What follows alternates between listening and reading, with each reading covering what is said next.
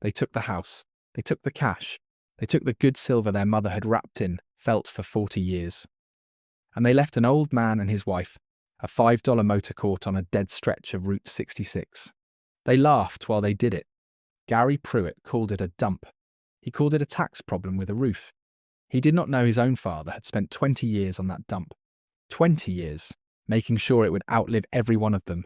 Somewhere under a stained lining sat a deed. It was worth more than the whole estate.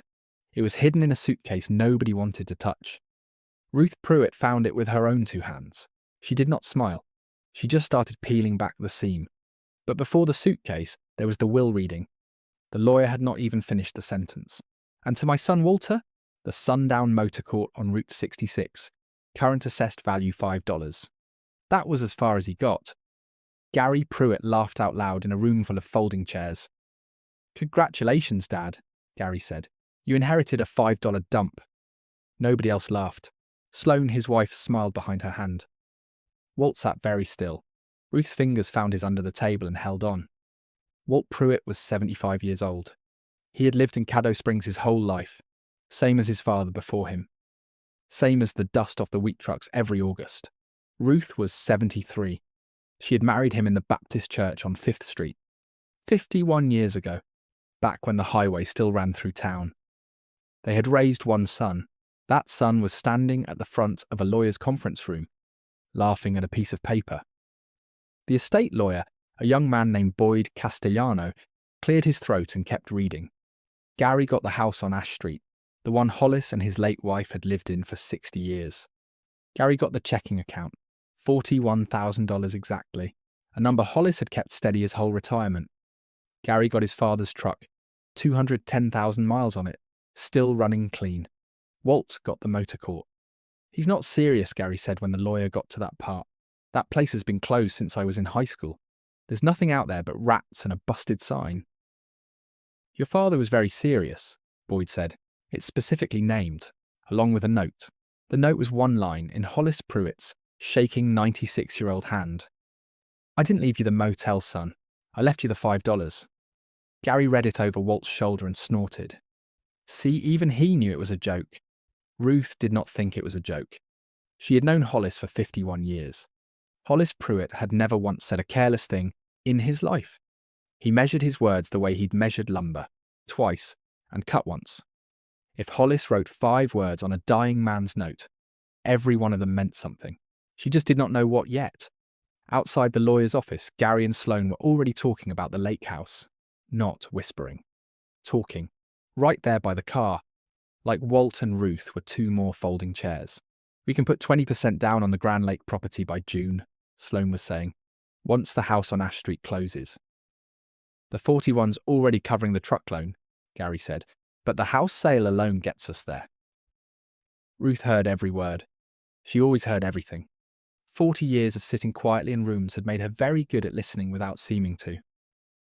"You two take care," Gary said, sliding into the driver's seat. "Try not to get eaten by raccoons out at the motel." Sloane waved, cheerful as a game show hostess. And they were gone. Walt stood in the parking lot with the folder in his hands.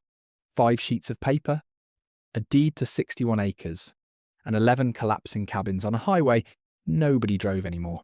He looked at his wife. "Well," he said, "guess we've got a motel." Ruth almost laughed, the way you laugh at a funeral. "Guess we do." Neither of them said the arithmetic out loud. They were 75 and 73.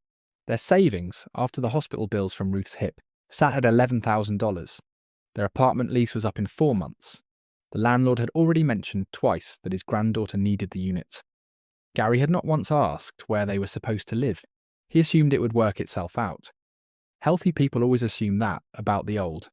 It was Ruth who noticed, on the drive home, that Walt's hands were steady on the wheel, steadier than they'd been in weeks.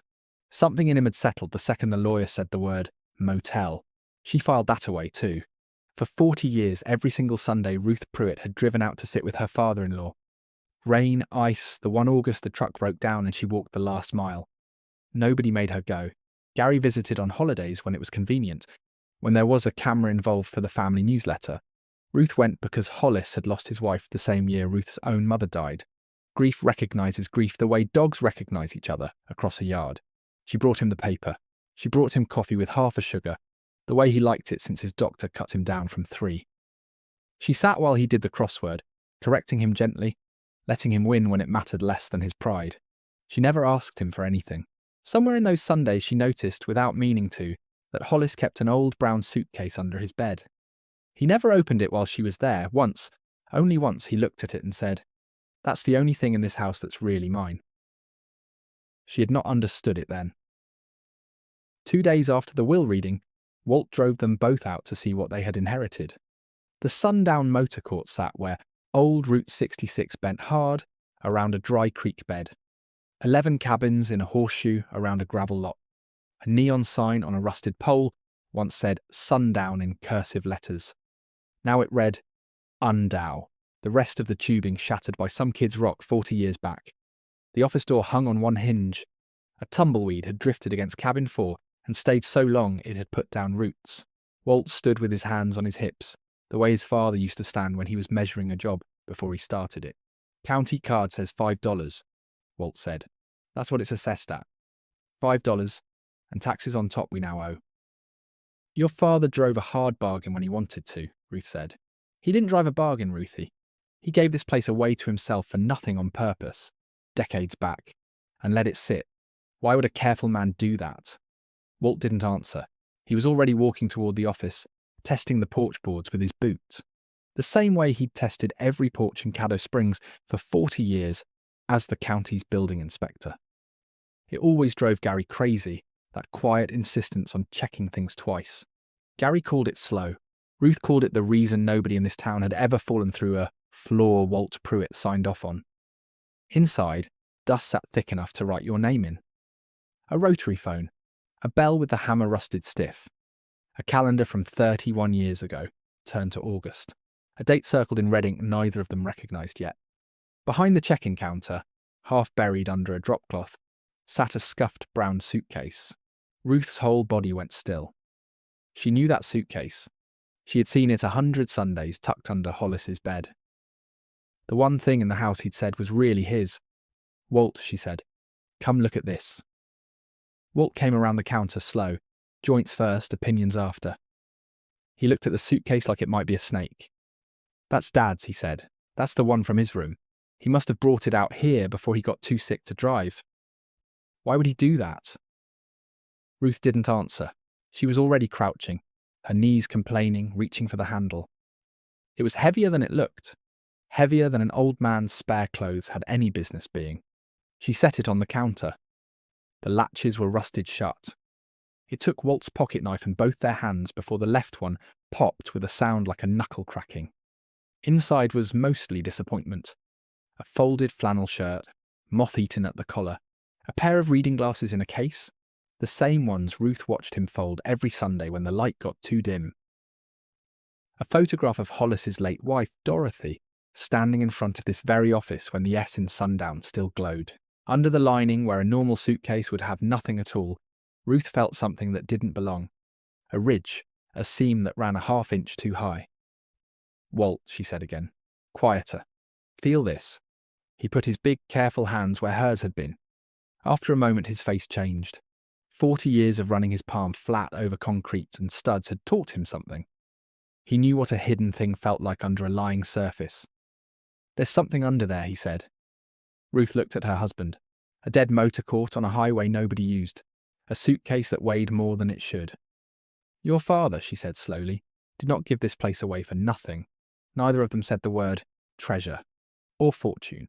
They just stood there, two old people in an abandoned office that smelled of dust and dry rot, looking at a lining that didn't want to stay closed. Outside, the wind picked up off the planes and rattled the broken sign. For 1 second, if you'd been standing close enough, you might have sworn you heard the S try to spark. They did not pry the lining open that first day. Walt said it could wait. A house standing empty 40 years wasn't going anywhere in an afternoon. Ruth trusted his caution more than her own hunger to know. She let him close the suitcase and carry it to the truck like it might still bite. What could not wait was the roof. Walt walked the whole property before the sun went down. Cabin by cabin, the way he'd walked 1,000 condemned buildings for the county before he retired. Cabin 1 had a hole clean through to daylight. Cabin 3's foundation had settled so badly the door wouldn't close square. The office roof sagged like an old horse's back, but it held. 11 cabins and maybe 4 worth saving. "It's not nothing," Walt said, standing in the gravel lot as the light went orange, then grey. "It's just going to take everything we've got." "We don't have much to take," Ruth said. "I know it. $11,000. That was the whole of it." They never said the number out loud to each other. Naming a fear gives it a shape. $11,000, a lease that expired in 4 months, and a son who had already spent, in his head, the $41,000 he'd inherited on a lake house deposit. They moved into the office the following week. It was not comfortable. There was no comfort in a building whose bathroom hadn't run water since before Ruth's hip surgery. But the rent on their apartment came due on the 1st, and $11,000 did not stretch across 2 roofs. Walt fixed the water first.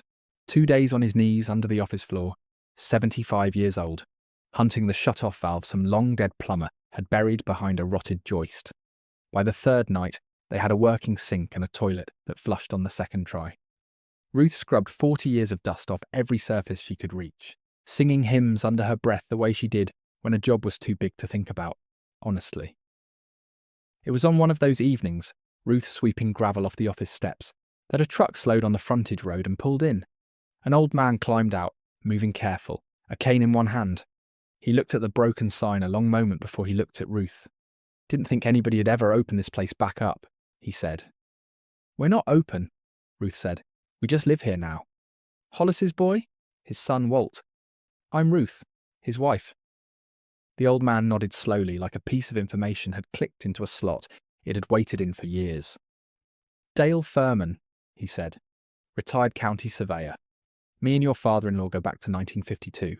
Staked half of Route 66 through this county together, back when it still mattered which way the road bent." Ruth set down her broom.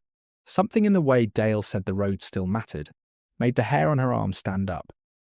"He used to talk about you," Ruth said, which wasn't quite true but felt close enough to honest. "He kept an old field book from those days. I've seen it on his shelf." "He kept everything," Dale said, something crossing his face that looked almost like grief. "Hollis Pruitt never threw a single piece of paper away. Drove Dorothy half crazy." He looked past her, at the sagging roofline, at the cabin with the hole clean through it. "You planning on fixing this place up?" "We don't have much choice," Ruth said. "It's what we got left." Dale was quiet a moment. Then he said something Ruth would turn over in her mind for weeks. "Your father-in-law didn't do anything by accident," Dale said. "Not a survey, not a deed, not anything. If Hollis called this place worth $5, ask yourself why a man that careful would put a number that small on paper." He tipped his hat, got in his truck, and drove off before Ruth could ask him what he meant. She told Walt that night, both of them eating canned soup at a folding card table. Walt set down his spoon and was quiet a long minute. "Dad and Dale staked that whole stretch of highway together," Walt said slowly. "Before I was born. Before he ever ran this motel, he worked survey crews for 15 years. I forgot that. Everybody forgot that. By the time I was old enough to remember him, he was just the man who ran the motor court. Why would he stop surveying to run a motel that never made money?"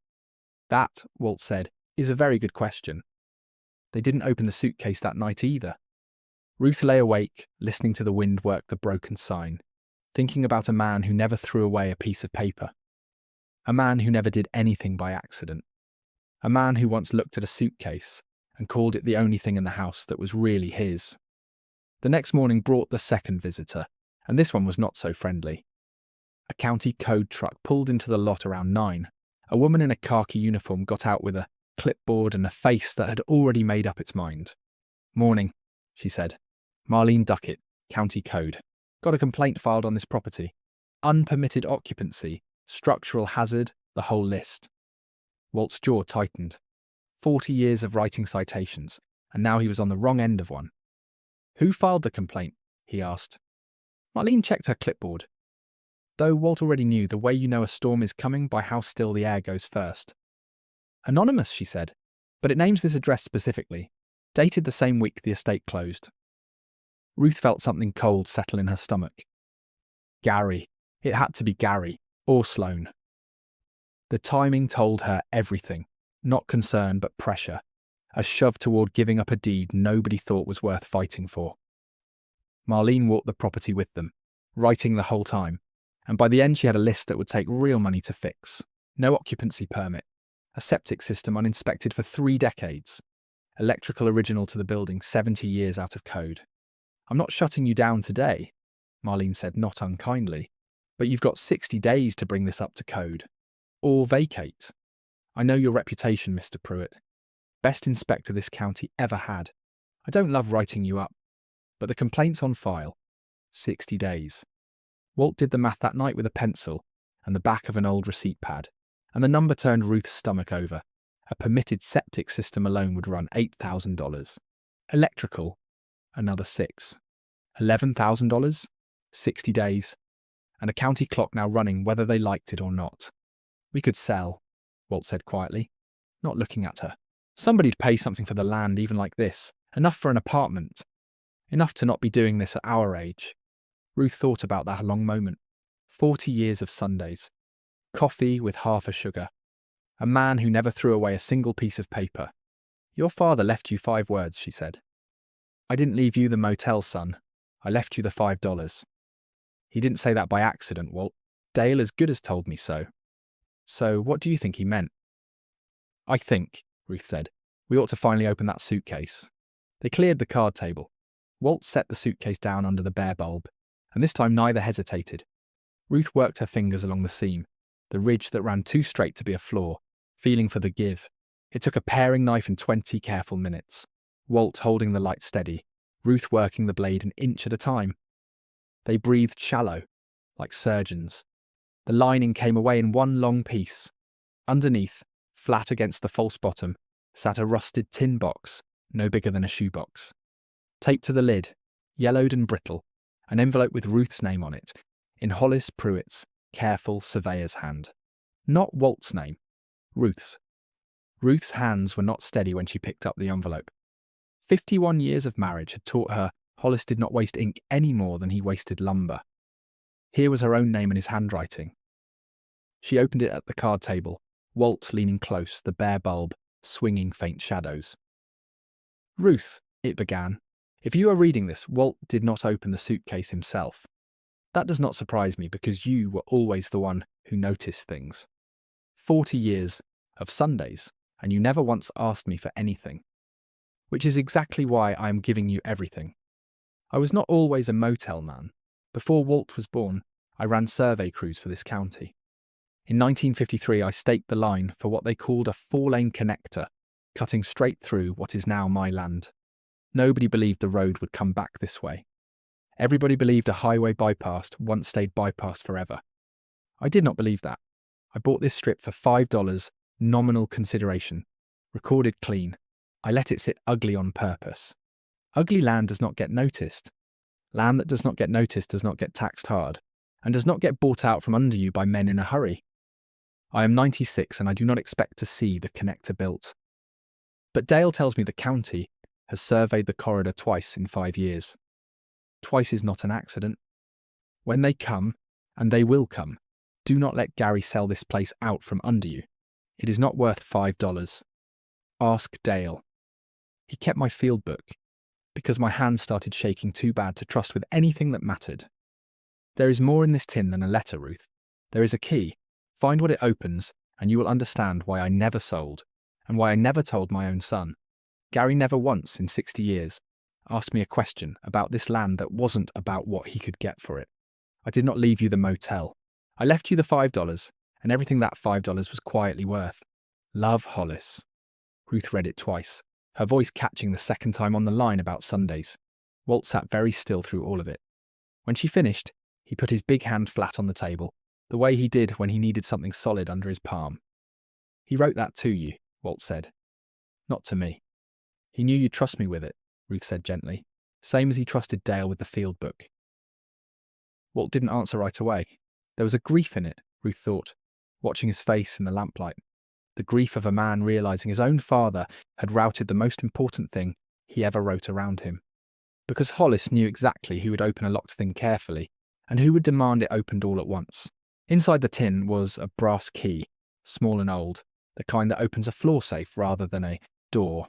Beneath it, folded twice, a photocopy of a 1953 survey plat. The ink faded to brown. Hollis's initials beside a second set Ruth didn't recognize. D.F. Dale Furman. "We need to find him," Ruth said. "Tomorrow." They found him the next morning at his place on the edge of town, a small brick house with a garden gone half to seed. Dale answered in his undershirt, took one look at the plat, and went very quiet. "You found it," he said. "Found what, exactly?" Walt asked. "Right now we've got a key, a 50-year-old survey, and a father who kept a secret from his own son."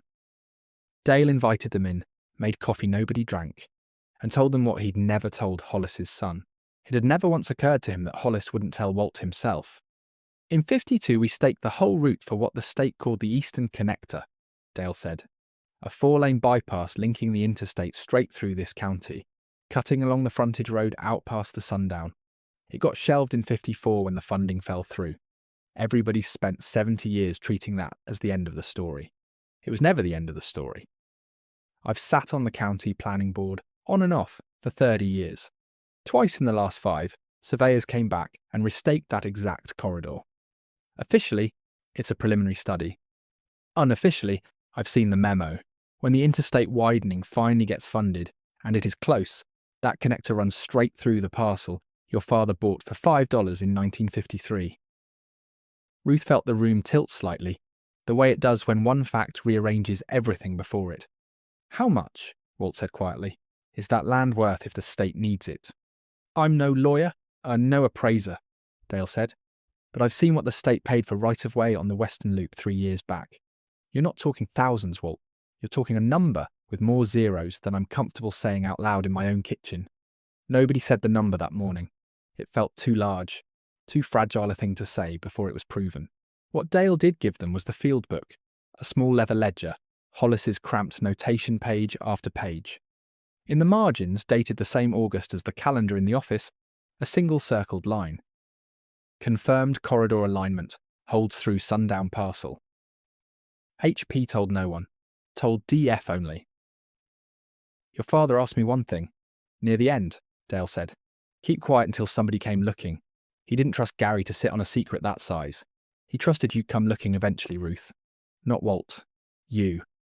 Ruth thought of 40 years of Sunday afternoons and understood finally exactly what they had been for.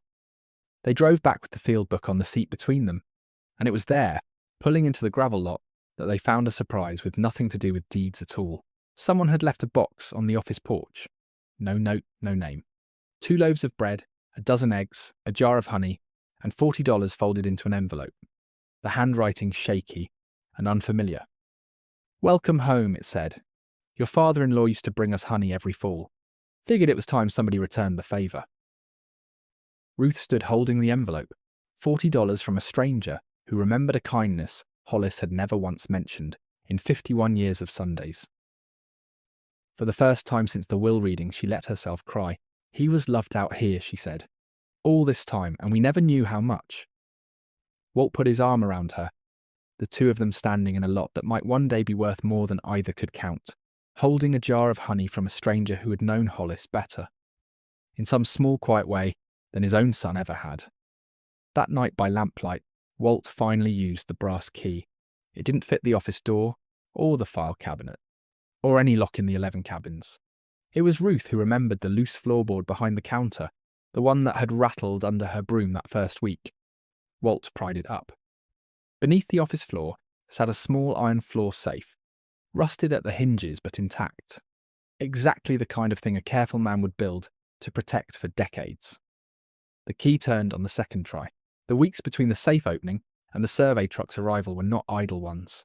It was in those weeks that Caddo Springs, in its own slow, gossiping way, began revealing how much of Hollis Pruitt's life had happened quietly, in rooms none of his family had ever walked into. It started with the diner. Ruth had gone into town for groceries and stopped at the Caddo Springs diner for coffee. She hadn't had to make herself in longer than she could remember. The waitress, a woman named Peg Hallstrom, set the cup down and studied her. "You're Hollis's daughter-in-law," Peg said, "the one out at the sundown now." "That's right. He used to come in here every Thursday for 30 years, Peg said. Dry wheat toast, black coffee, that corner booth, doing his crossword. Never said much. But one winter, my boy Denny lost his job at the plant. We couldn't make the mortgage that month. Hollis found out somehow. He left an envelope taped under the napkin dispenser, $400, no name on it. I only knew it was him because I saw him do it, out the corner of my eye. He never once let on he knew I'd seen. Ruth sat with that a long moment, thinking of the box of honey and eggs left with no return address. Was that a common thing? She asked slowly. Him leaving money for people?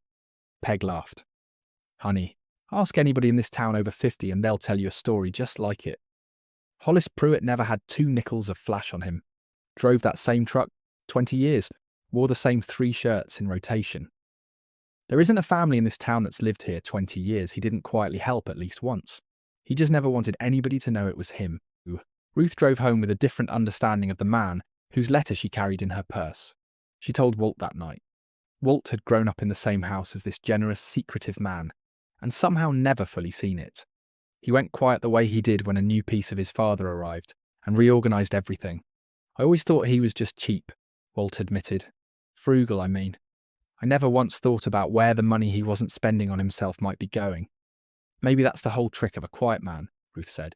You only ever see the half of him standing right in front of you. More stories came in the weeks that followed. A retired school teacher told Ruth that Hollis had quietly paid for new textbooks the year the county cut the school budget. No name attached.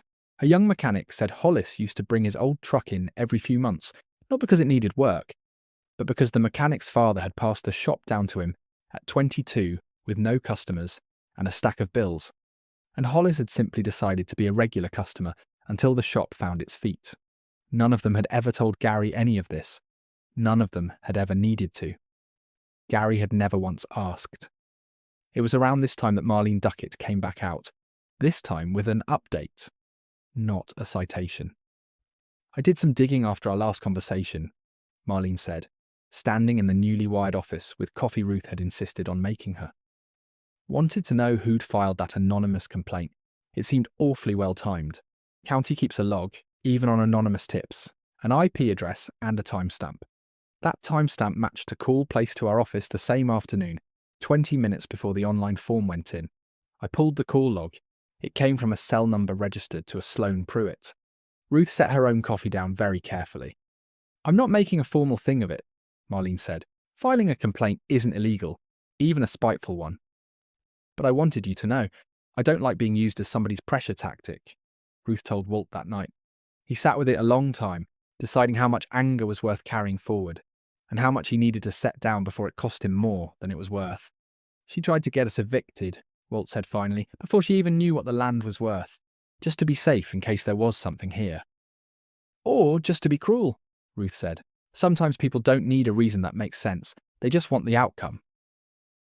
They did not confront Sloane. Boyd advised against it, said it would only muddy a legal position already strong on its own. Ruth agreed, for a reason that had nothing to do with legal strategy. Some cruelties are better answered by outlasting them than by naming them out loud. Hollis had understood that. He had spent 61 years answering the world's carelessness with quiet, patient work. Ruth wanted to answer this cruelty the same way.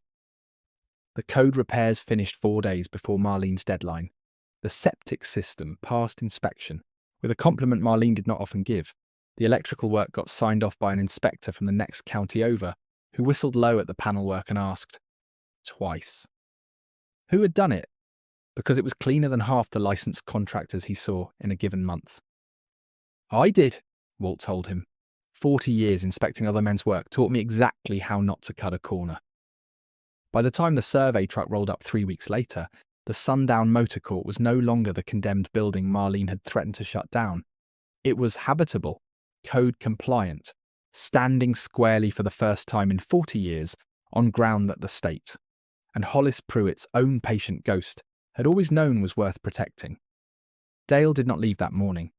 He stayed for lunch, then supper, and by the 3rd day he was showing up before breakfast with his own thermos, the way a man does when he has decided, without saying so, that he is not going to let 2 people carry a discovery, this size alone. He brought his old transit, the brass surveying instrument he'd used 50 years earlier. He set it up in the gravel lot to check his own memory against the ground itself.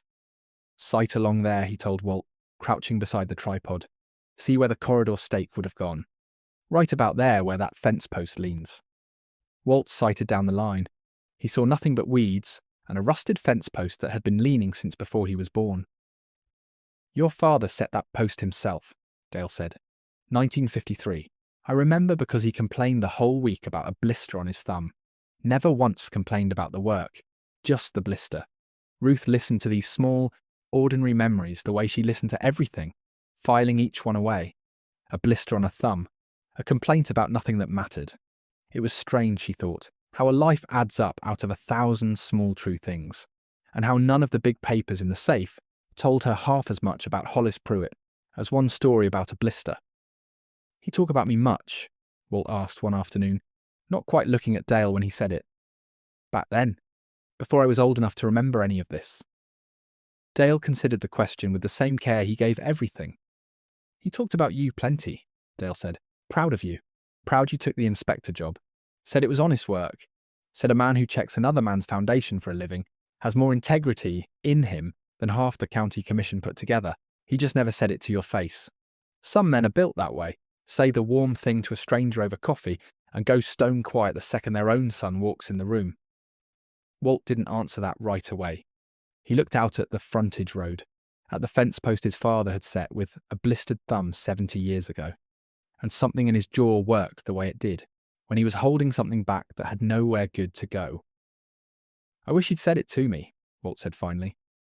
I know it, Dale said, but he said it to me instead, which means somebody's still around to pass it along. That's not nothing, Walt. A man's words don't die with him if somebody was listening.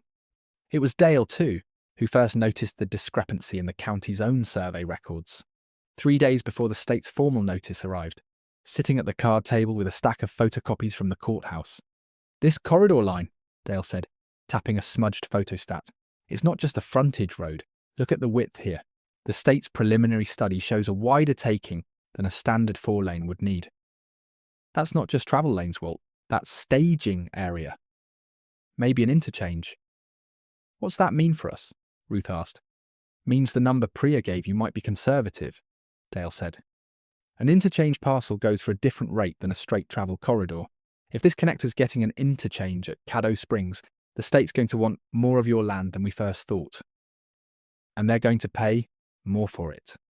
Ruth sat with that information a long moment, turning it the way she turned everything, and felt something that was not quite excitement and not quite fear, some third thing that lived in the narrow space between the two. Your father built something bigger than a motel, Dale said quietly.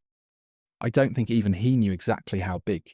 He just knew the road would come back, and he built a place to be standing there, patient when it did.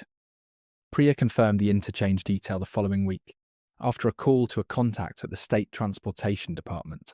He'd spoken off the record about preliminary design documents that had not yet gone public. The Caddo Springs interchange, if funded in the project's final phase, would require nearly double the corridor width Priya had first appraised. I want to be careful here, Priya told them, sitting at the card table with a legal pad covered in figures. This isn't official yet. But if the interchange holds and my contact says it's likely, we could be looking at a valuation closer to 6 million than 4. Ruth had to set her coffee cup down for the second time in as many months, hearing a number that size spoken plainly in a room that had once smelled of nothing but dust and dry rot.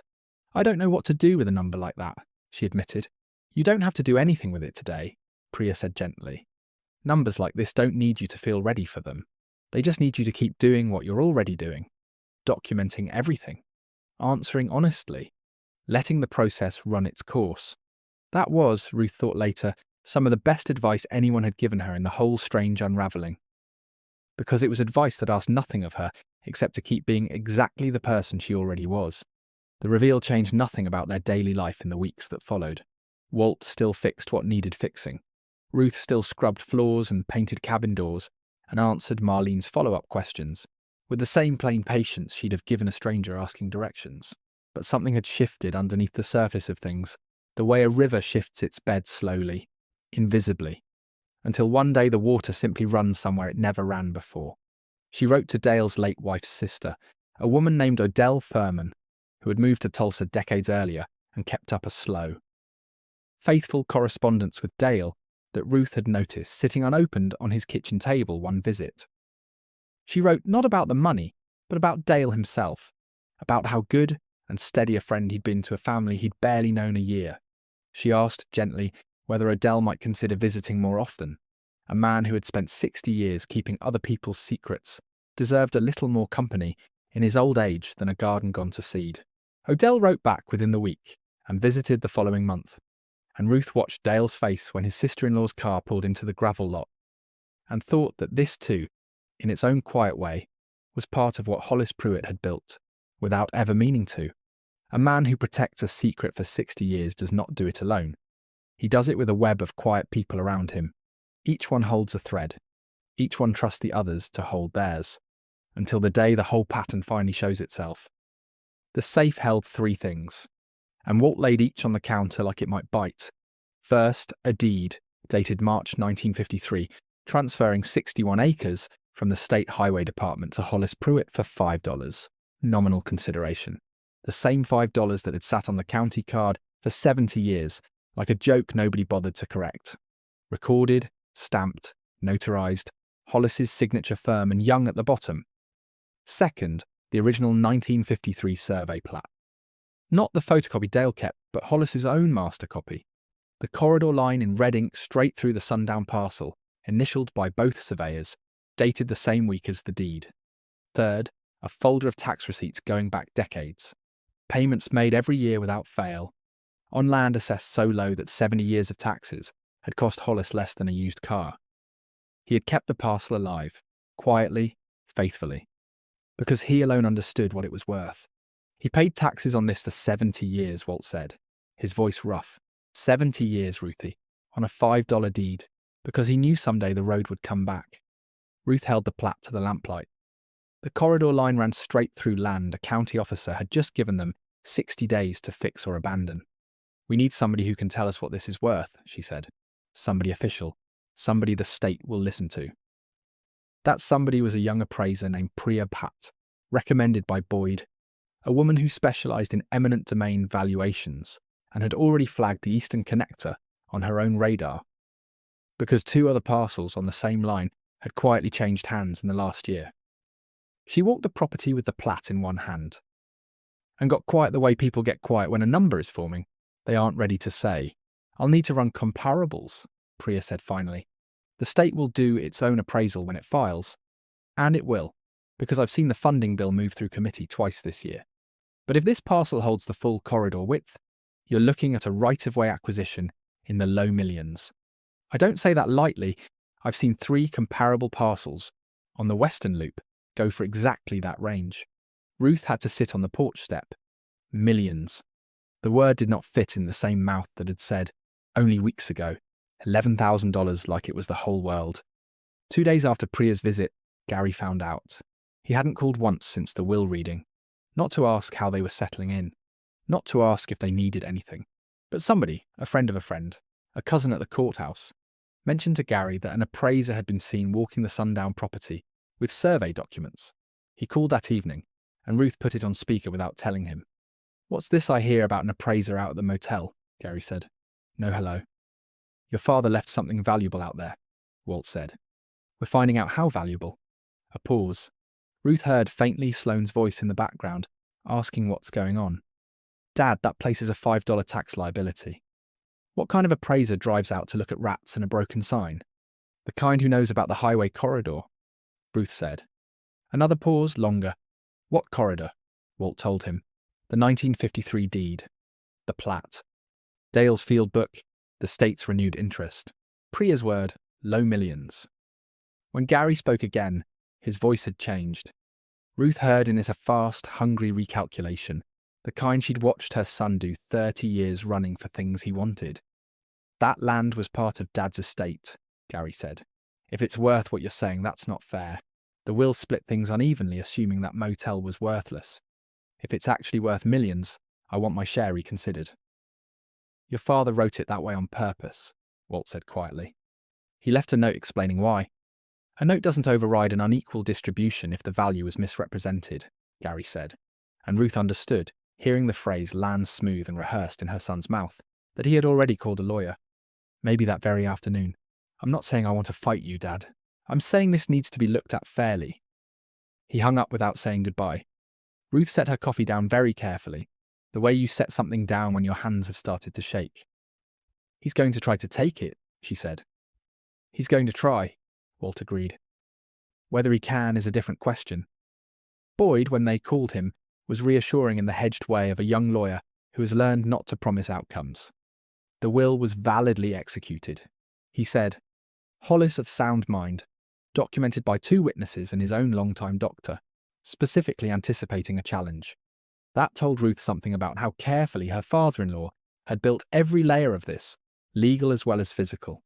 A challenge based on undervaluation was a difficult, uphill argument, especially when the deceased left a written explanation in his own hand.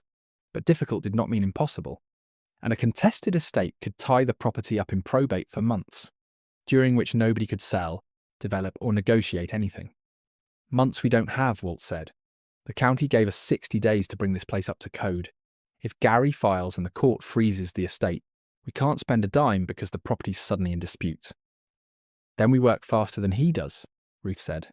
They started the next morning, before the sun was fully up, working the 2 things they could control while lawyers worked the thing they couldn't.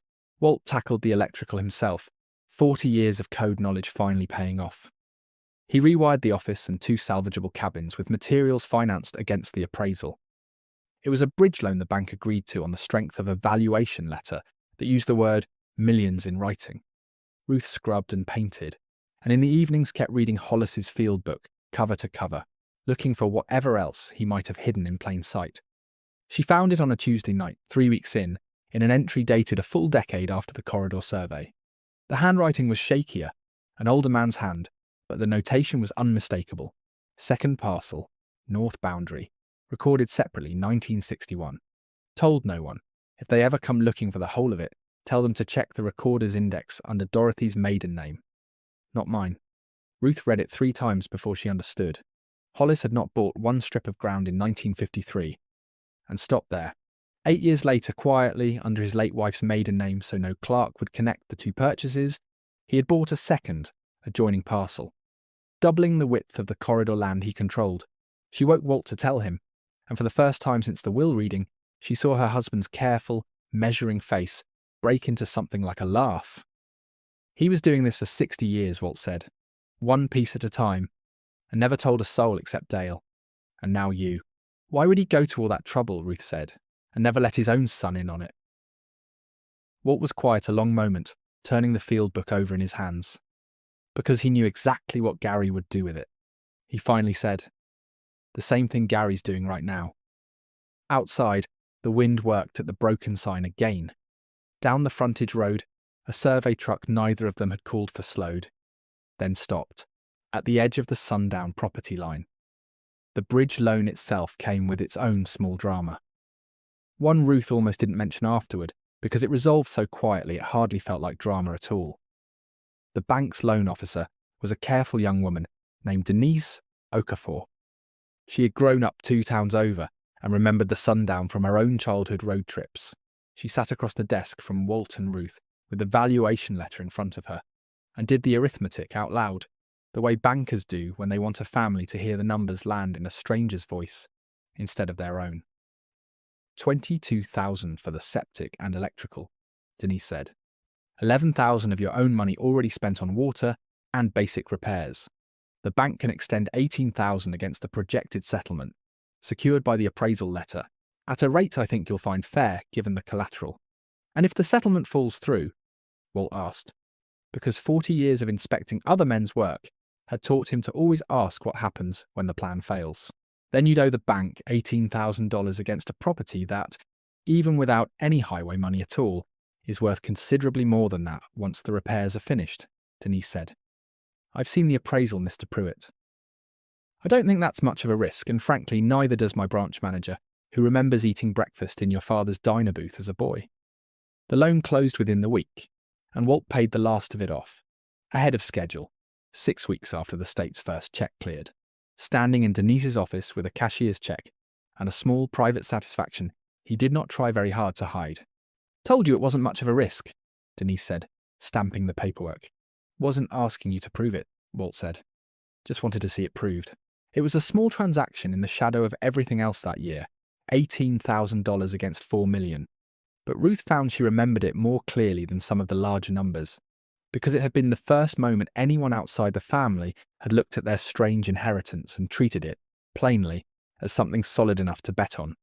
Not a joke, not a $5 punchline told in a lawyer's parking lot. A real thing, worth real money, that a stranger with no reason to be kind was willing to stake her own bank's judgment on. Ruth thought about that afterward, the difference between the people who had laughed at $5 and the people who had looked past it to what was actually underneath, and decided that the difference wasn't intelligence or even information. Since Denise had known no more about the corridor than Gary had, the difference was simply which kind of person you decided to be before all the facts were in. Gary had decided, standing in that parking lot, that the safest bet was contempt. Denise had decided, sitting behind her desk, that the safest bet was patience.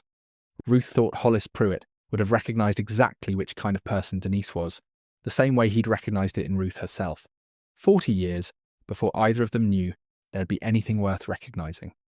The 2 weeks before the hearing were the hardest of the whole ordeal. Fear that has time to sit and stew is a different animal than fear that arrives all at once. Ruth kept busy the way she always had, with her hands, because idle hands left too much room to wander into the version of the future where Gary won, where a judge decided a father's careful trust was just an accounting oversight. In that future, the 4 rebuilt cabins, the glowing sign, the 2 acres carved from the taking line, all belonged to a boy. He was a boy who never once asked his grandfather a question that wasn't about money. She painted the second cabin door a soft, faded blue, the colour of a sky before a storm breaks.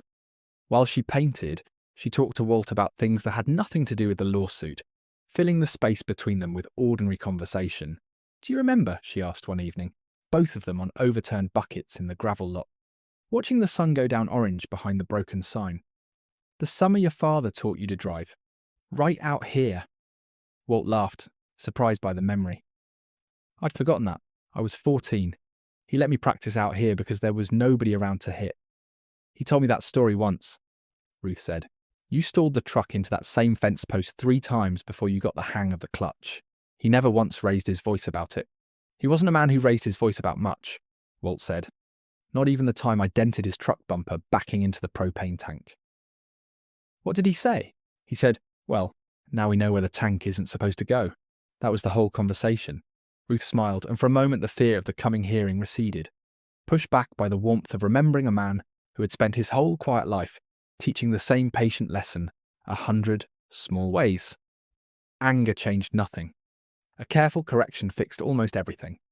Dale Furman came out more often than he needed to those 2 weeks, ostensibly to help Walt confirm boundary corners with his old surveying instruments. Really, Ruth suspected it was something else. Dale was 81. He had just watched his oldest friend's final secret come to light, and he did not want to sit alone with that discovery in an empty house. "He talked about you two," near the end, Dale admitted one afternoon, sitting on his tailgate while Walt worked the last cabin's foundation. "Not often. Hollis wasn't a man who talked about feelings. But he told me once, a year before he passed, that he slept easier knowing Ruth would be the one to find what he'd built. Said something like, 'That woman notices things nobody thanks her for noticing.' Said it like the highest compliment he had."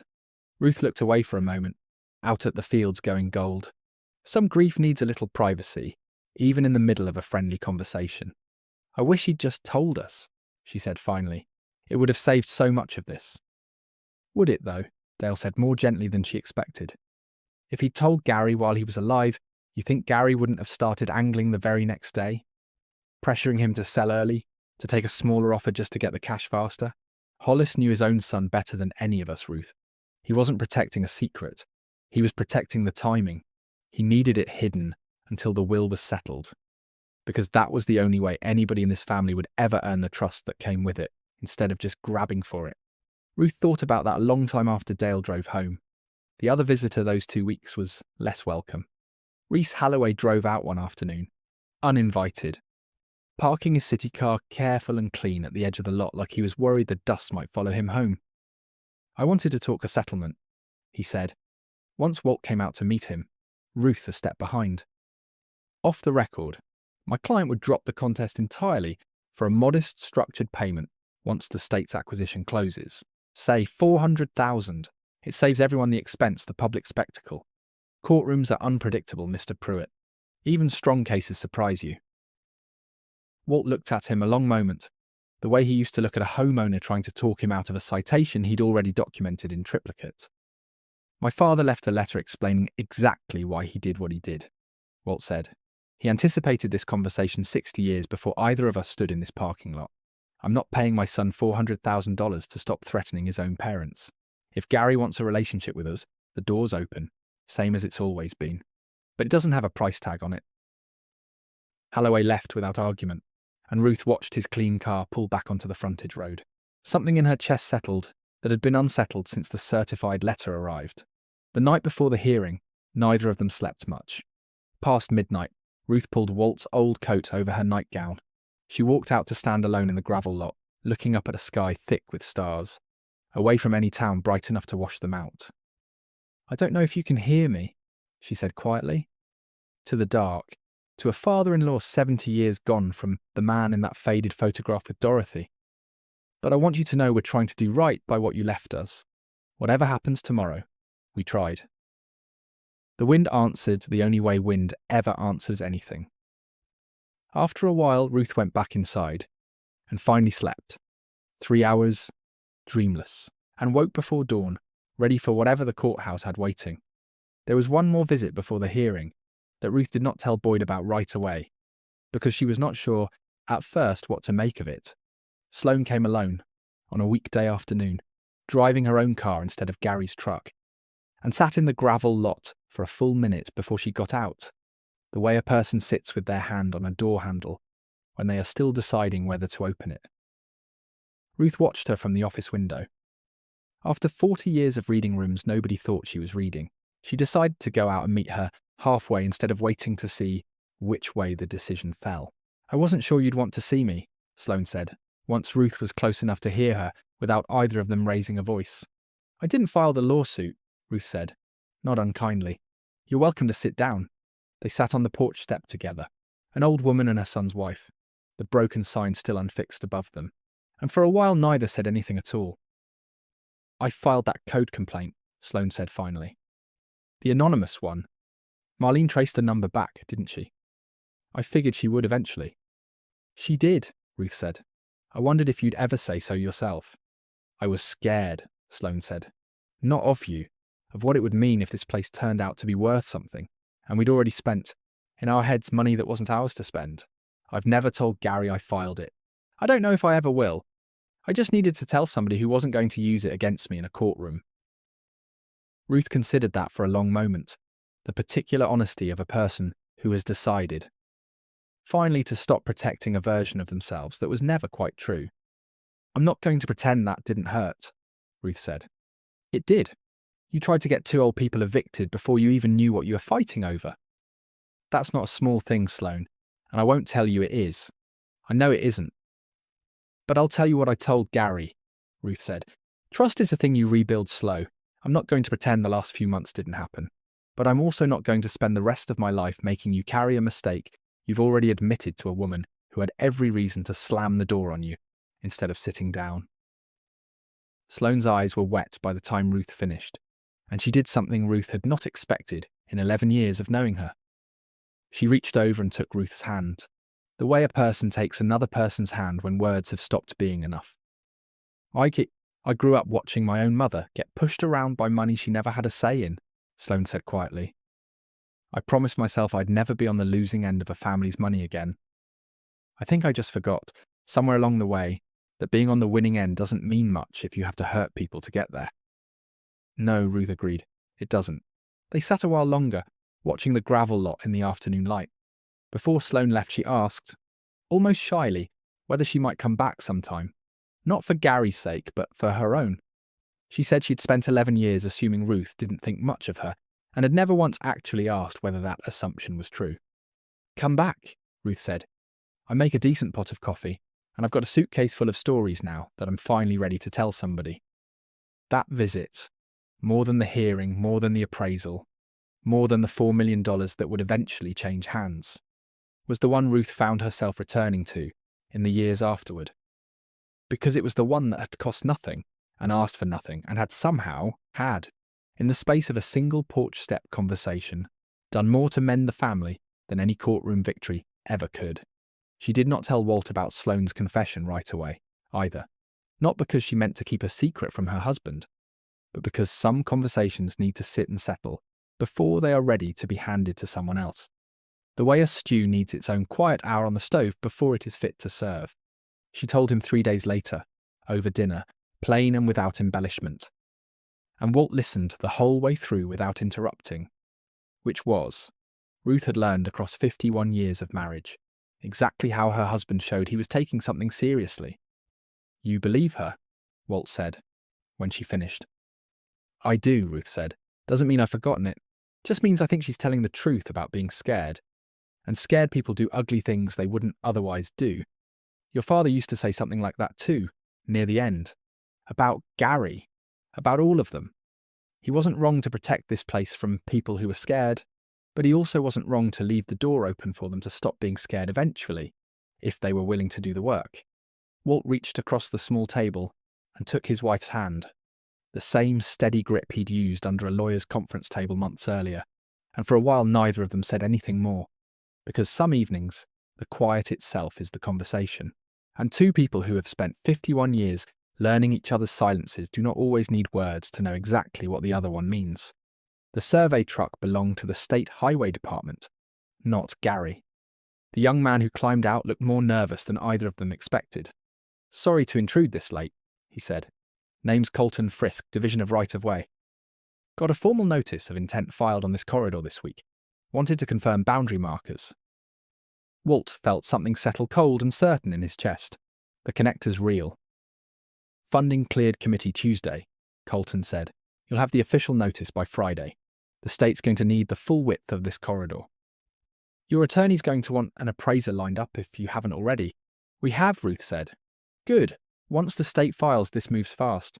There's federal deadlines attached to the funding." He walked the boundary with a handheld unit, confirmed the corners against Hollis's 70-year-old plat, almost to the foot, and left them standing in a silence that comes after something enormous becomes undeniable. Ruth called Dale that night, and he came out with the field book and the photocopy plat, because Ruth had told him about the second parcel under Dorothy's maiden name. His face went through 3 separate expressions before landing on something like awe. "He never told me about a second parcel," Dale said, "in 60 years of friendship. I thought I knew every secret that man had." "Winslow," Ruth said. "Dorothy Winslow before she married him. They drove to the county recorder's office together. It took the clerk 20 minutes of microfiche to find it. A 1961 deed. Dorothy Winslow Pruitt, grantee, 11.5 acres adjoining the original parcel on its north boundary. $500 this time. A little less careful, a little less humble. But still a number nobody would flag in a county where land changed hands for pocket change every decade. Combined, the 2 parcels held the entire corridor width, plus a buffer strip Dale figured the state would also need for construction staging. 72.5 acres, Dale said quietly, right through the centre of a funded federal project. "I've staked land in this county 50 years, Walt. I've never seen a private citizen sit on a position this good, this quiet, for this long." Priya's formal appraisal came back the following week, and the number made Ruth grip the edge of the card table with both hands. $4.6 million, Priya said. "My conservative estimate for the full taking on both parcels, based on the state's own comparables from the Western Loop. The state may open lower. They always do.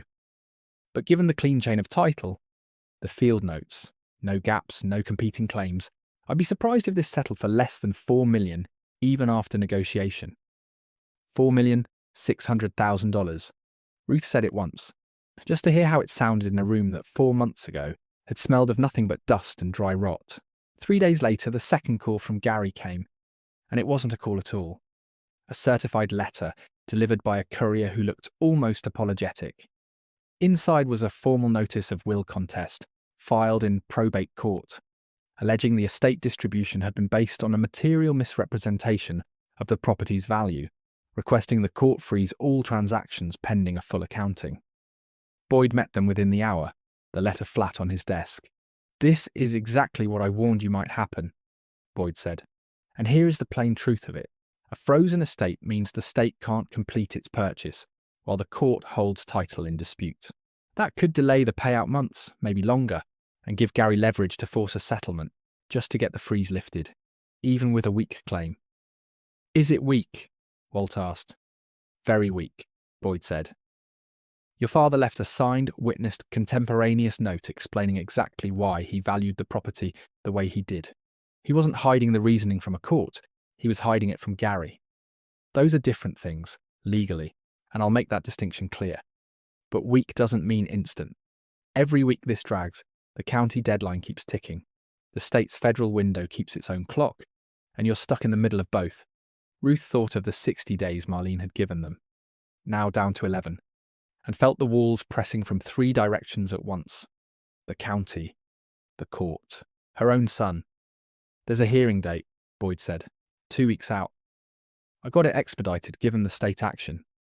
2 weeks, Ruth. That's when this settles or gets ugly. She spent those 2 weeks doing the one thing she had always been good at.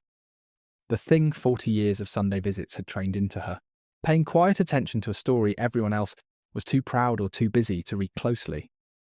She went through the field book again, cross-referencing every date against the deed records, building a timeline so complete she could recite. From memory, every year Hollis had paid taxes on land nobody else in the family had ever asked him about. She found one more thing, tucked into the field book's last pages, dated less than a month before Hollis died, not survey notation. A single paragraph, the letters wavering the way of very tired, very old hand wavers when trying to be steady for something important. "Gary will call this unfair when he finds out. He will say I loved Walt more, or Ruth more, or that I kept a secret out of spite. None of that is true. I did it because I know exactly what my son does with a windfall, and exactly what my daughter-in-law does with a burden. Ruth has spent 40 years carrying something heavy, without ever once complaining about the weight. That is the only kind of person I have ever trusted with something this large. If this ever reaches a courtroom, tell the judge that. A man does not hide a fortune from his family because he does not love them. He hides it because he loves the right person enough to trust her with it. And he has watched the rest long enough to know better." Ruth read that standing in the cabin she and Walt now called home. She did not cry this time. She folded the field book shut, set it on the shelf beside Dorothy's photograph, and went to find her husband. There was work to do before the hearing, and grief, she had learned, was a thing you carried alongside the work, not instead of it.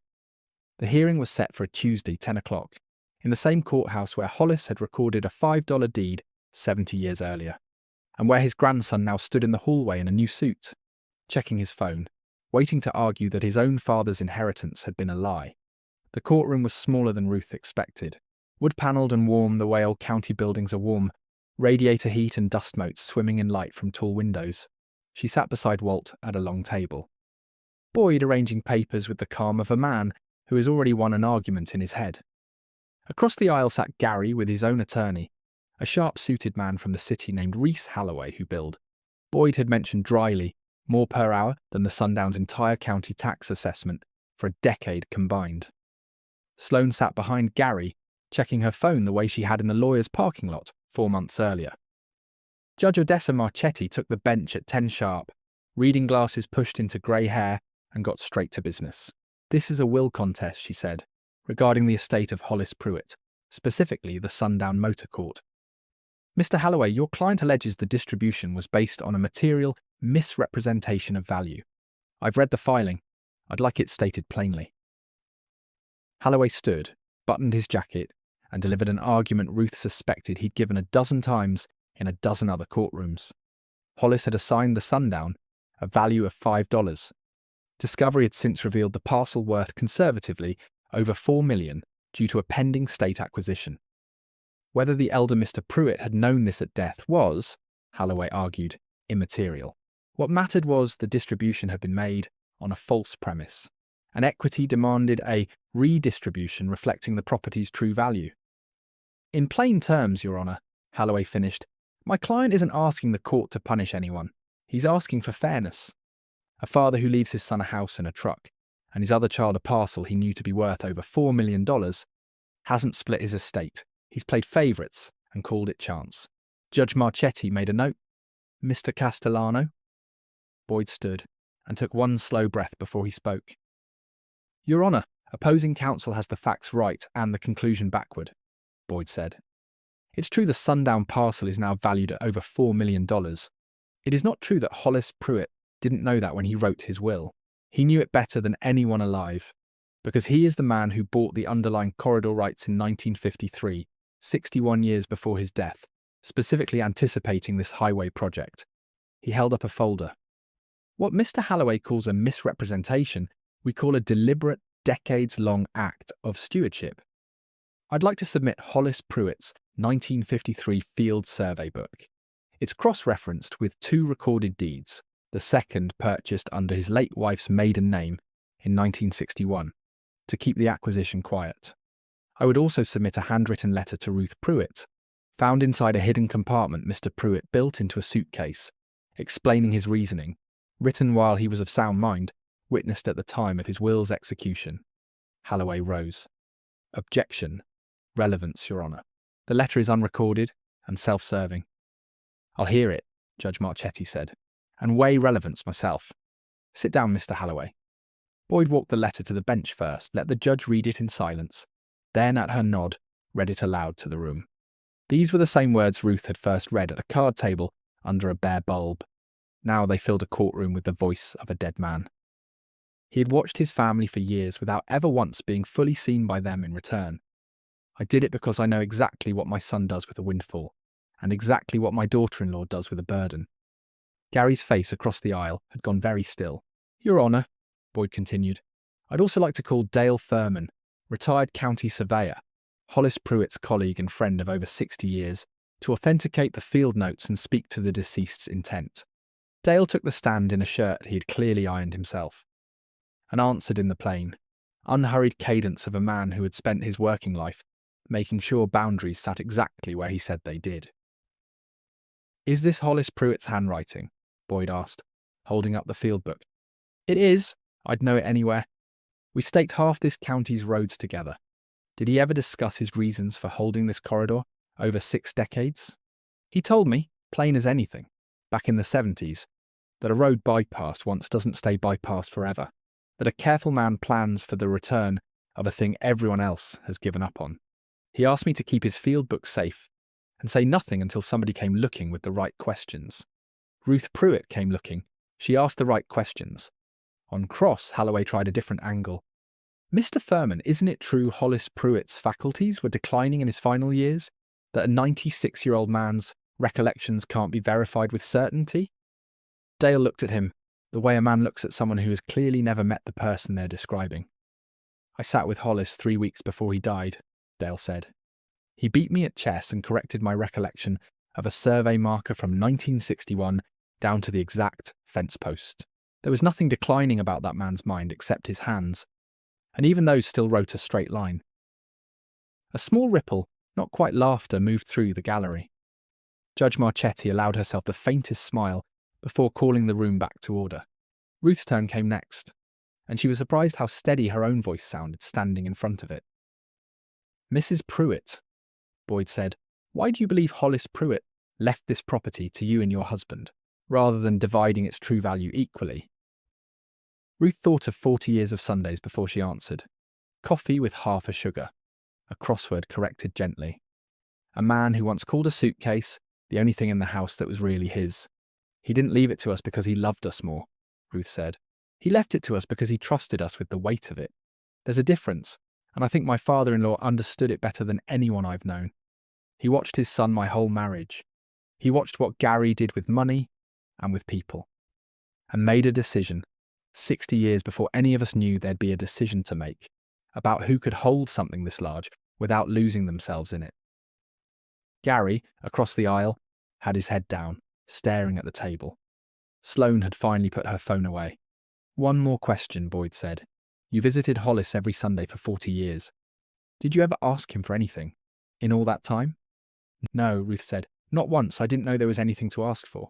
Judge Marchetti removed her glasses, cleaned them slowly on her sleeve. The small ritual of a person who has heard many estate disputes and recognises. When it finally arrives, The rare one that isn't complicated at all. "I've heard enough for today," she said. "I'll issue a written ruling by end of week." She looked not unkindly at Gary. "A will is not a math problem, Mr. Pruitt. It is a statement of trust. Your father did not shortchange you. He answered a question you never thought to ask him, about who in this family could be handed something enormous and not let it change who they were underneath it. From what I've read and heard today, he answered it correctly." The written ruling came on Friday, delivered by courier, and Boyd called the moment it hit his desk, his voice carrying an excitement he was trying to keep professional and failing. "She denied the contest in full," Boyd said. "Every count. The will was validly executed, the valuation properly explained and documented.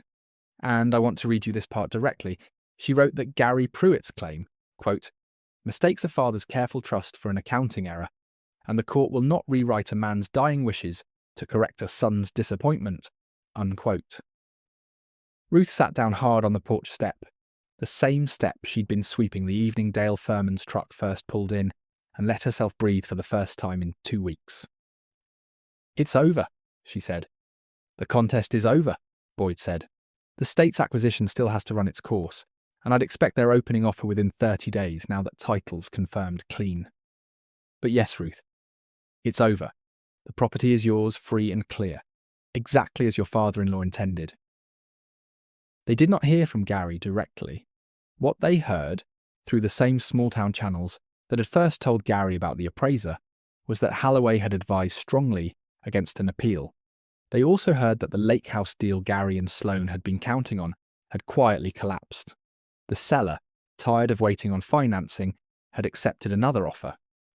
The state's formal offer arrived 6 weeks later, in a plain government envelope Ruth almost mistook for a utility bill, $4,400,000 for the full taking of both parcels, structures excluded, with 90 days to relocate any remaining operations before construction staging began. Priya, when they called her, said it was a strong opening number, close enough to her own estimate that she recommended accepting rather than risking the delay of a counteroffer. Walt and Ruth talked about it one evening, sitting on the porch step with Dale's field book open between them one last time, and agreed the next morning to sign. The closing happened in Boyd's office, the same conference room where Gary had once laughed at a $5 inheritance, though nobody mentioned that out loud. Walt signed his name where Boyd indicated, the same careful signature he'd used on 1,000 county inspection reports. Ruth signed beside him, and just like that, the strip of ground passed out of the family's hands for the last time. It was ground Hollis had bought for $5 in 1953 and quietly protected for 61 years. But the sale was never really the ending. It was only the part everyone else could count. What Ruth kept, what the state's check could never touch, was the office itself and the 11 cabins, sitting just outside the taking line on a small remaining parcel Hollis had specifically excluded from the corridor deed. A detail Dale had noticed on the original plat, months before anyone else thought to look for it. 2 acres, untouched, right where the cabins curved around the gravel lot. "He left you a motel worth millions," Dale said, "the day the closing papers came through. And then he made sure you'd have a home standing on the 2 acres left over, once the millions came and went. That man thought about everything. They used part of the settlement to do it right this time. New wiring, a rebuilt septic system that passed Marlene's inspection on the first try, 4 cabins restored plumb and square. They kept the name. They found a shop 2 counties over that still bent neon by hand, and paid to have sundown glow whole again for the first time in 40 years. They did not reopen it as a motel. Ruth had a different idea, one that had been forming ever since a stranger left a box of honey and eggs on the porch with no name attached. And Walt, once she explained it, did not argue. The sundown became a way station, free lodging for 2 nights at a time, for anyone passing through Caddo Springs with nowhere else to stop, families between houses, veterans on the long drive between VA appointments, anyone Marlene's own office flagged as facing an eviction with nowhere immediate to land. Ruth ran it the way she had run 40 years of Sunday visits, asking nothing, expecting nothing, simply showing up with coffee and a made bed for whoever needed one. Gary did not visit for the reopening. Sloane sent a short, stiff card 3 months after the closing. It mentioned nothing about the lawsuit. The It only asked whether the guest rooms might be available for a friend of hers going through a divorce. Ruth read it twice, then wrote back that of course the friend was welcome. No charge.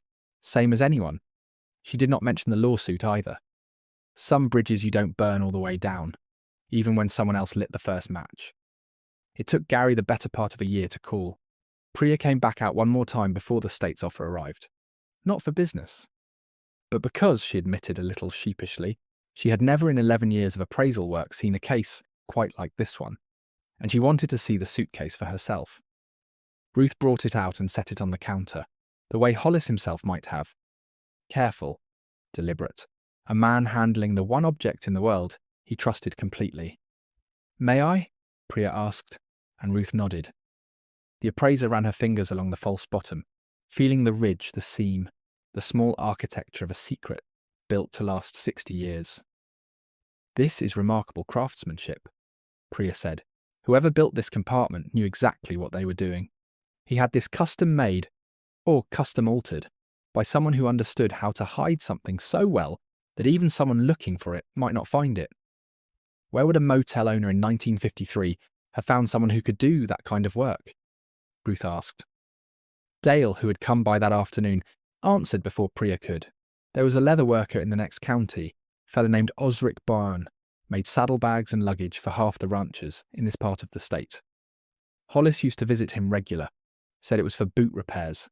I never once thought to ask why a man needed his boots resoled every 8 months for 60 years running. "He built the hiding place before he even had anything to hide," Ruth said slowly. "He commissioned this before the second parcel, maybe before he was sure the corridor would come back." "That's a careful man," Priya said, planning for a fortune that might never have materialized, just in case it did. It was a detail that stayed with Ruth longer than almost any other, the idea that Hollis had built his vault before he'd filled it. It was the way a person plants a tree they will never sit under. He trusted the future to arrive exactly as he'd hoped, even though he would never live to see it prove him right. 2 more discoveries surfaced that same week, both compounding the patient architecture Hollis had built around his family, without either his son or his daughter-in-law ever suspecting it. The first came from the county recorder's office, where a clerk cross-referencing the Dorothy Winslow deed for an unrelated search noticed something odd. A third, smaller parcel, less than a quarter acre, recorded in 1978 under yet another name, a corporation called Sunset Holdings. She traced it through decades of dissolved paperwork to a single listed officer, Hollis Pruitt. "He formed a company," Boyd told them, "specifically to buy a quarter acre across the frontage road from the motel. It's exactly where the state's project plans show they'll need an access ramp and a turning lane." Another $5, Walt guessed. $1,200 actually, Boyd said, checking the file. "Inflation, I suppose. But the same principle. He bought it quiet, held it under a shell company, and let it sit 36 years. The state's eventual offer for that quarter acre alone came in just under $200,000, a figure that would have seemed enormous on its own in any other week, and now arrived almost as a footnote.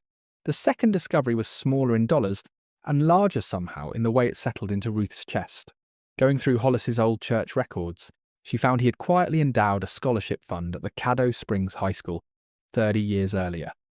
$500 a year for a graduating senior who worked to help support their family. No name attached. 41 students over 3 decades had received it, most never knowing who had made it possible. "He was doing this the whole time," Ruth said, sitting in the church office with the ledger open. The same careful handwriting from the field book, the same handwriting from the letter with her name on it. Buying up a highway corridor with one hand, paying for some stranger's kid to finish school with the other, and never letting anybody put the 2 hands together. "Some men build monuments," the pastor said gently. "Your father-in-law built a foundation instead, quiet enough that most of the town never knew they were standing on it." Ruth decided the scholarship would continue, funded now directly from the Sundown's own settlement, and that it would carry a name at last, though not the name most people would have expected. She named it for Dorothy. "He kept your name off the second parcel," Ruth told the photograph one evening, the same photograph that had come out of the suitcase at the very beginning, now framed in the rebuilt office. "But I don't see any reason it has to stay off everything else." When the scholarship committee asked what the fund should be called, Ruth wrote, without hesitating, "The Dorothy Winslow Pruitt Fund for Students Who Work." It felt like the closest thing to a full circle a story like this one was ever going to get. A woman had died before her husband ever bought the second parcel in her name. Now, finally, her own name was spoken out loud, in a town that had spent 70 years knowing only the surface of the family living quietly at its edge. He called on a Sunday, which Ruth noticed the way she noticed everything. "I've been thinking about what the judge said," Gary told her, his voice smaller on the phone than it had been in the lawyer's conference room, smaller than it had been laughing at a $5 joke that had turned out, in the end, to be the truest thing anyone in the family said all year. "About trust. I've been thinking about it a lot." Ruth waited. 40 years of listening quietly in rooms had taught her that the most important part of a hard conversation usually comes right after someone finally stops talking.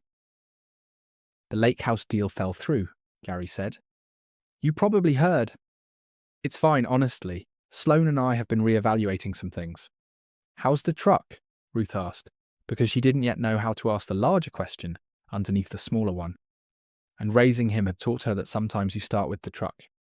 "Still running," Gary said, something almost like a laugh in it. 220,000 miles now.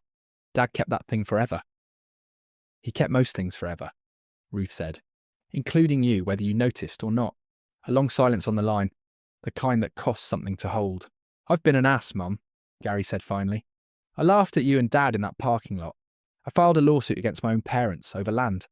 I never once asked my father a real question about while he was alive. I don't expect you to forgive that because I finally said it out loud. I don't expect an apology to undo 4 months of being afraid we'd lose the only thing we had left," Ruth said gently. Because gentle and honest were not opposites. She had learned across a lifetime of Sundays. "But I'll tell you what your father told me in a letter I still have. He said he didn't leave this to us because he loved us more than he loved you. He left it to us because he trusted us with the weight of it. That's not the same as giving up on you, Gary. It's just not the same as forgiving you either, not automatically. Trust is a thing you rebuild slow, same way your father rebuilt this whole property, one board at a time. I'm willing to start, if you are. I'm not willing to pretend the last year didn't happen." Gary was quiet a long moment. "What would starting look like?" "Come out to the sundown," Ruth said. "Not to talk about money. There isn't any more money to talk about. Come out and see what your father actually built. The parts that were never about the $4 million at all. Then we'll see." He came the following Saturday, driving the same truck with 220,000 miles on it. He stood in the gravel lot, looking at a sign that glowed whole for the first time in his adult life. Sundown in cursive neon, the S burning clean and steady. Walt met him at the office door, and for a long moment neither man said anything. "Dad," Gary said finally. "I'm sorry." "I know," Walt said. "Your grandfather knew you'd get there eventually. He just didn't think it'd take a court order. It wasn't quite a joke, and it wasn't quite forgiveness. But it was a door left open a crack. Which was," Ruth thought from the porch step, "about as much as anyone in this family had a right to expect on a first Saturday." She showed him the way station herself. 4 rebuilt cabins. A young family from 2 counties overstaying their second and final free night before a rental finally came through. A mother and 2 kids who thanked Ruth with the kind of gratitude that has nowhere else to go but a hug. Gary watched quietly, and Ruth saw something shift in his face, somewhere around the second cabin. The recognition that his father had built something worth more than $4,600,000. Something no court could appraise or split. He never told anyone about any of this, Gary said, meaning the corridor, the second parcel. 61 years of quiet stewardship. "Why not me? I was his son." "Because you never asked him a question that wasn't about what you could get," Ruth said, not unkindly. "The way you tell a hard truth to someone you actually want to keep. Your father waited a long time for you to ask him something else. I think he was still waiting when he died. I think that letter he left me was partly for you too, even though he wrote my name on the envelope. He knew I'd have to be the one to say it eventually, because he couldn't anymore." Gary didn't answer that. He walked to the edge of the property instead, out past the last cabin to where the corridor land had once run. Survey stakes marked it now, and the first graded outline of a highway. Within 2 years it would carry traffic past Caddo Springs for the first time in half a century. He stood a long moment, and when he came back his eyes were red in a way he did not try to hide. "I'd like to come out again," he said. "Not for anything. Just to help, maybe. I don't know the first thing about wiring or plumbing, but I can carry things. I can learn. Sundays, Ruth said. Come out Sundays. That's when your grandfather and I always did our best talking, and I've got a feeling this family could use some more of that. He came the following Sunday, and the one after that. Awkward at first, unsure where his hands belonged in a world of tools he'd never learned. But steady, showing up, the way his grandfather had shown up quietly for 61 years, to a piece of ground nobody else believed in. Sloane came twice that first year. Once to watch. Once to help paint a cabin door, a shade of blue she picked because it reminded her, unexpectedly, of her own grandmother's porch. It was not a full reconciliation. Ruth was careful never to call it that, careful never to promise more healing than the year had actually earned. There was still a distance in Gary's voice sometimes, still a wariness in Walt's when the lawsuit came up sideways in conversation, still an empty Sunday now and then when Gary simply did not come. Ruth let those Sundays pass without comment, because forgiveness, she had learned watching her father-in-law build a fortune out of patience, was not a door you threw open. It was a road you paved one board at a time. And you did not get to skip the slow parts just because you were tired of waiting. The first Thanksgiving after the closing, Ruth did something she hadn't done in 11 years. She cooked for a full table. She invited Dale, who had no family left in the county, and had spent recent holidays alone with a frozen dinner and a ball game on low volume. She invited Priya, who admitted she usually worked through the holiday because her own family lived 3 states away.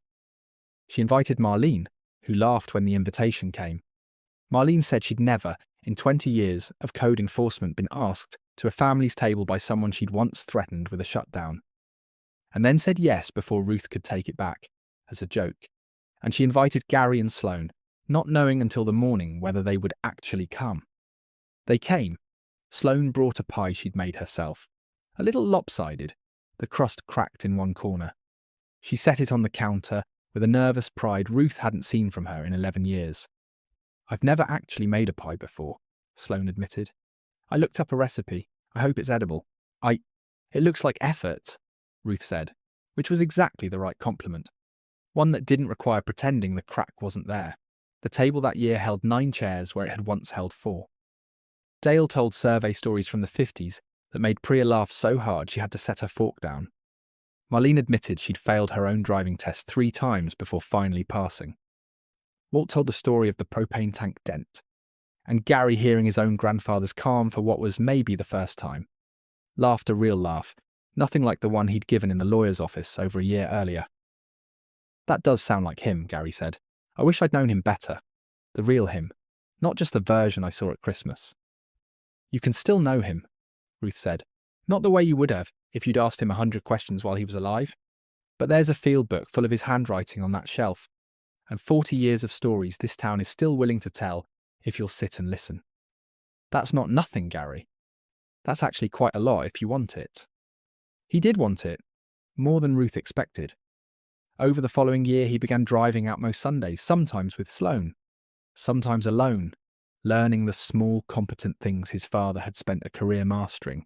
He learned to hang a door plumb. He learned, badly at first, to run a cork bead that didn't look like a child had done it. He learned from Dale how to read a plat map. He spent one whole Sunday walking the old corridor boundary with a handheld unit, tracing a line his grandfather had staked before his own father was born. The way station filled steadily that first year. Never grand, never advertised beyond word of mouth. A woman escaping a bad marriage with 2 kids, and a garbage bag of clothes. A young veteran between VA placements. An elderly man whose own children had done to him something not entirely unlike what Gary once tried to do to his parents. Though Ruth never said that out loud. Some lessons land harder when a person draws the line themselves. Ruth kept a small notebook by the office door, not unlike Hollis's own field book, where she wrote the name of everyone who stayed and where they went next. 2 years in, the notebook held 61 names, the same number she noticed one evening with a small private smile as the acres her father-in-law first bought back in 1953. She had stopped believing, somewhere in the middle of the whole long unravelling, that anything about Hollis Pruitt's life had ever been an accident. On the 3rd anniversary of his death, Ruth drove out alone to the small county cemetery where Hollis lay beside Dorothy. Beneath a modest granite marker, he had, of course, paid for and arranged decades in advance. No surprises there either.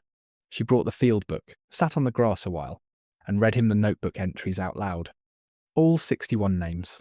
The families who had slept 2 nights under a roof he'd built and never met, and would never know they owed anything to. You'd have liked them, she told the stone. Everyone. You always did like the people nobody else bothered looking at closely. The wind moved through the cemetery, the same indifferent way it moved through the gravel lot at the sundown, and Ruth sat there a long while before she finally stood, brushed the grass from her knees, and drove home to a sign that glowed whole against the coming dark, to a husband waiting on the porch step, and to a family that was not fixed, not entirely. But that was, at long last, building something worth the 61 years it had taken to earn. On the second anniversary of the will reading, Ruth stood on that porch step at dusk, the same step she had been sweeping the evening Dale Furman first pulled in, and watched the sign glow sundown clean against a sky going the colour of the money nobody talked about anymore. Because the money, in the end, had never been the point. Walt came and stood beside her, his hand finding hers the way it had found hers under a lawyer's conference table 2 years earlier, when a son's laughter had made a $5 inheritance sound like the cruelest joke either of them had ever heard. Your father used to say a road bypassed once doesn't stay bypassed forever, Ruth said. I think he meant more than the highway. Walt didn't answer with words. He held her hand a little tighter. Out past the gravel lot, past the cabins glowing warm behind curtained windows, a family with nowhere else to go was spending their first free night in weeks. The neon sign finished its slow cycle and flickered once, steady, whole, exactly as it had been the day Dorothy Pruitt stood in front of it 70 years before.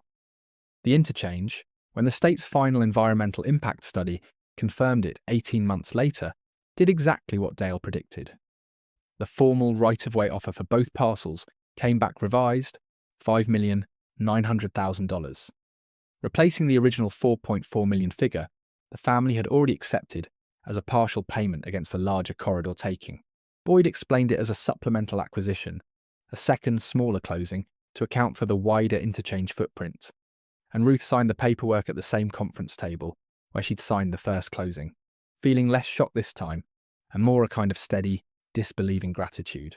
She used part of that second payment to do something she had thought about since the first Thanksgiving, with 9 chairs around the table. She bought the empty lot next to the Caddo Springs Diner, the one that had sat vacant since a hardware store closed there in the 90s, and built, working with a contractor Walt vetted personally, a small 4-unit transitional housing building, plain brick, nothing fancy. 6 months of free rent for any family Marlene's office, referred who needed longer than the Sundown's 2-night limit could offer. She named it, without asking anyone's permission, the Peg Holstrom Building, after the diner waitress who had first told her about the $400 under the napkin dispenser. Because Ruth had decided somewhere in the long unravelling that the people who quietly noticed and quietly helped deserved their names spoken as much as the people who quietly gave.